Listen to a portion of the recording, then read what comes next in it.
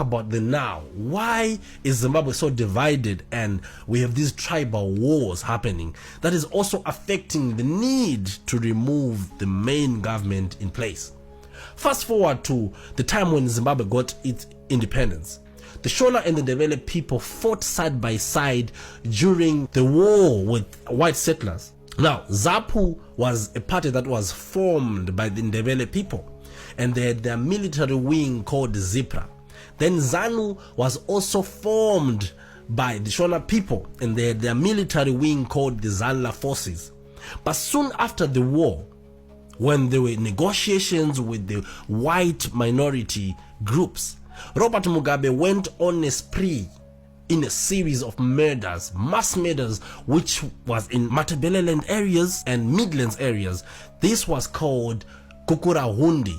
It is one of the bloodiest genocides ever after the Rwandan genocide.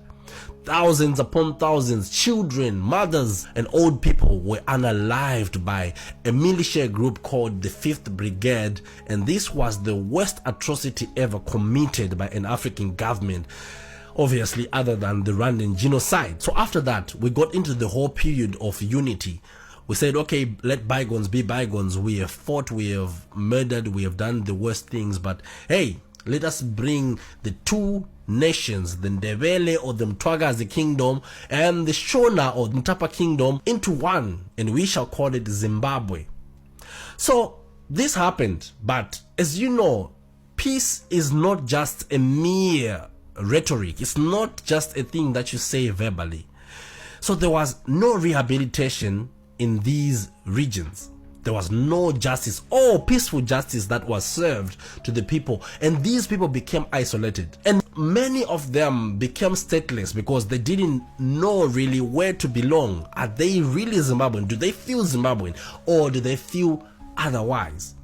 Because of lack of justice, the people became isolated. Many fled to neighboring countries in search of greener pastures. And due to the lengthy period of suffering and isolation, we are talking about a region that was not really feeling its identity and feeling its traditional belonging to the land, because a new force was now in place and ruling over them. So after a lengthy period of isolation, a new group of Ndebele residents rose up to go on a mission that is somewhat considered by many as futile or a pie in the sky. This group is called Mthwakazi.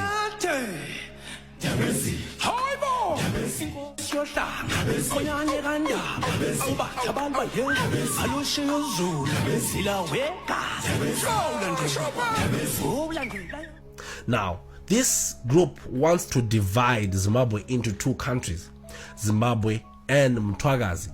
It was launched 10 years ago, and their message is very clear. They want Zimbabwe to remain as Zimbabwe with Shona people, and the rest of us, the rest of them, on the other end.